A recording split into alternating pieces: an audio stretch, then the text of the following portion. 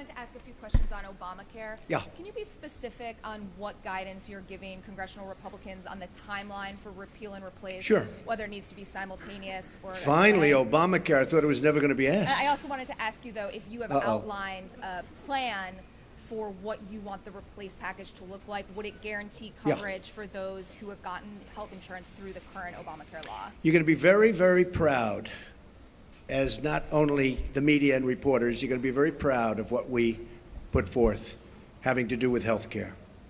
Obamacare is a complete and total disaster. They can say what they want. They can guide you any way they want to guide you. In some cases, they guide you incorrectly. In most cases, you realize what's happened. It's imploding as we sit. Some states have over 100% increase. And 17, and I said this 2 years ago, 17 is going to be the bad year. It's going to be catastrophic. Frankly, we could sit back, and it was a thought from a political standpoint, but it wouldn't be fair to the people. We could sit back and wait and watch and criticize. And we could be a Chuck Schumer and sit back and criticize it, and people would come, they would come, begging to us, please, we have to do something about Obamacare. We don't want to own it. We don't want to own it politically. They own it right now. So the easiest thing would be to let it implode in 17, and believe me, we'd get pretty much whatever we wanted, but it would take a long time. We're going to be submitting, as soon as our secretary is approved, almost simultaneously, shortly thereafter, a plan. It'll be repeal and replace. It will be essentially simultaneously. It will be various segments, you understand, but will most likely be on the same day or the same week, but probably the same day, could be the same hour. So we're going to do repeal and replace, very complicated stuff. And we're going to get a health bill passed. We're going to get health care taken care of in this country.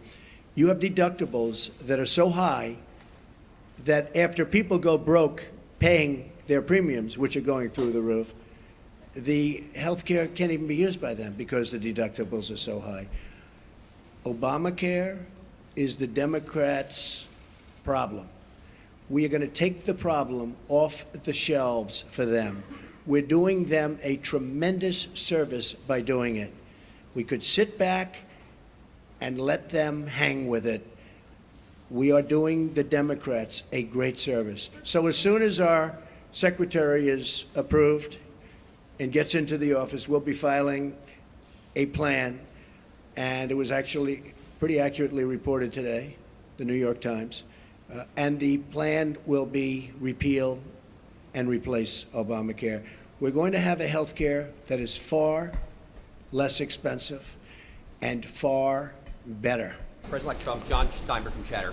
When you look at all the meetings that you've had with Carrier and SoftBank and Alibaba, do you conceive of making this a program, maybe sitting inside of Commerce? And then my follow-up question to that is, how soon will we see the program on capital repatriation and corporate tax cuts? Well, if I can save jobs, for instance, I was doing individual companies, and people said, well, but that's only one company, like we did a good job with Carrier. And I want to thank United Technologies, which owns Carrier. But we saved close to 1,000 jobs. And they were gone. And Mike Pence and his staff really helped us a lot. But those were that was a tough one because they announced a year and a half before that they were leaving. So it's always tough when they're building a plant. It's a little tougher than before they start or before they make an announcement. So I want to thank United Technologies. But we've been meeting with a lot of companies.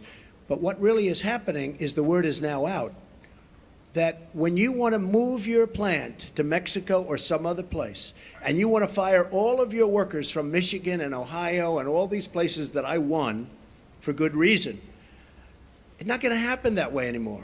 You want to move your plant, and you think, as an example, you're going to build that plant in Mexico, and you're going to make your air conditioners or your cars or whatever you're making, and you're going to sell it through what will be a very, very strong border. Not a weak border like it is now. We don't even have a border. It's an open sieve. But you're going to sell through a very strong border. Not going to happen. You're going to pay a very large border tax.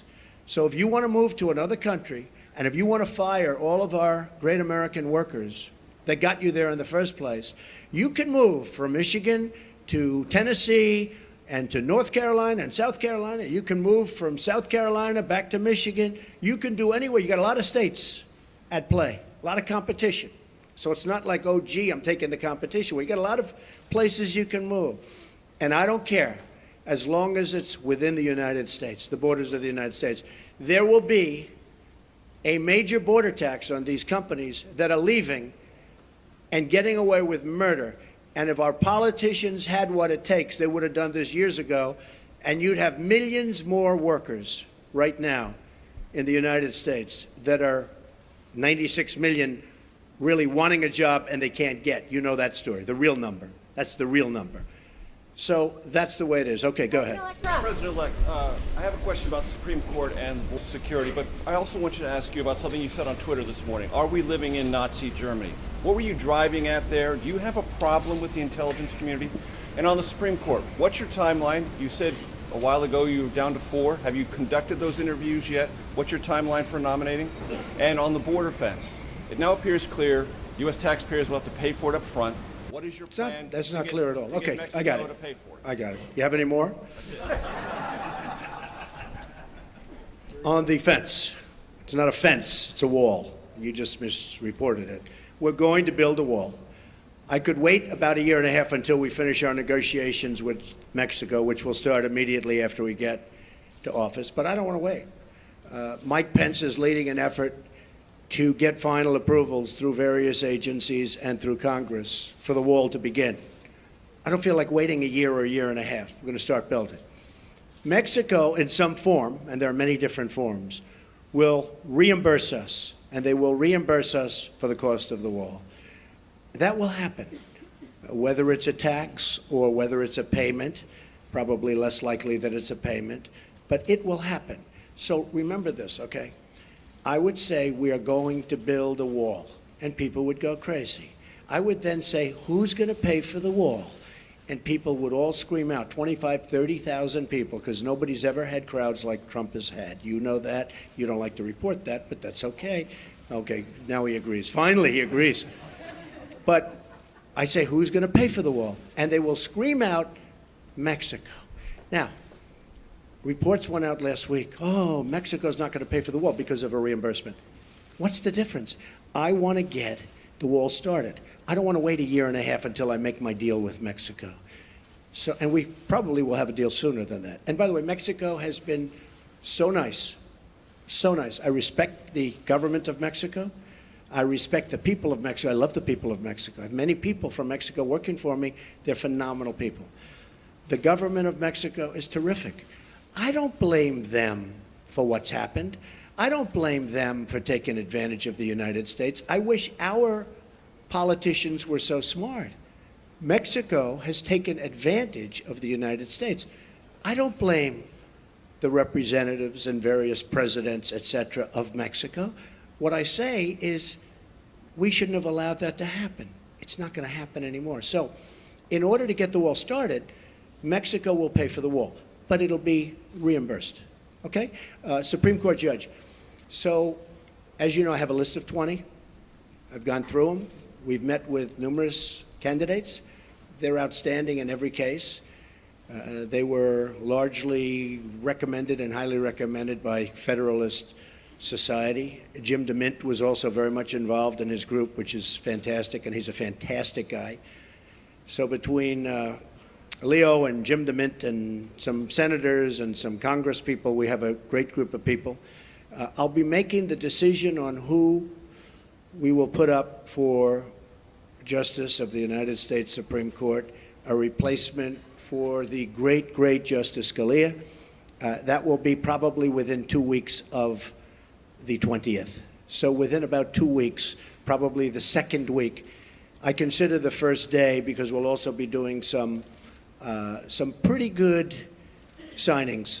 And I think what we'll do is we'll wait till Monday. That will be our really first business day, as opposed to doing it on Friday, because on Friday people are going to have a very good time at the inauguration. And then Saturday, as you know, we're having a big church service and lots of good things are happening. So our first day, and you'll all be invited to the signings, but we'll be doing some pretty good signings on Monday and Tuesday and Wednesday and Thursday and Friday. and then also the next week, and you're all invited. But on the Supreme Court, I'll be making that decision, and it'll be a decision which I very strongly believe in. I think it's one of the reasons I got elected. I think the people of this country did not want to see what was happening with the Supreme Court. So I think it was a very, very big decision as to why I was elected. The tweet that you had this morning about are we living in Nazi Germany, what were you driving at there? What are you trying to tell them? I think it was disgraceful that the intelligence agencies allowed any information that turned out to be so false and fake out.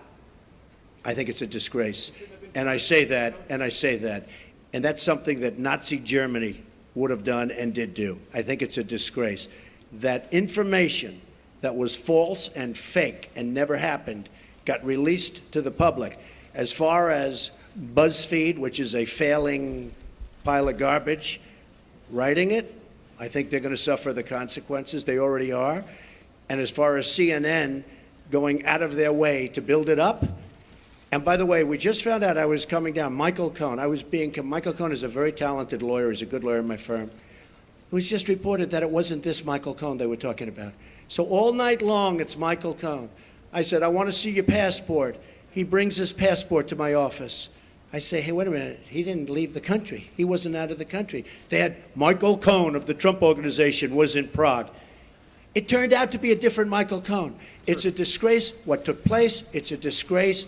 And I think they ought to apologize to start with Michael Cohen. Sir, since you're attacking us, can you give us a question? Go ahead.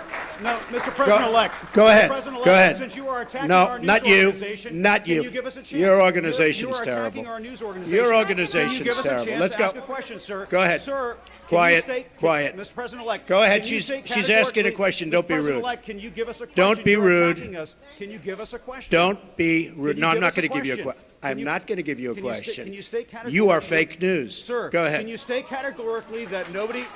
No, Mr. President-elect, that's not Go ahead. appropriate.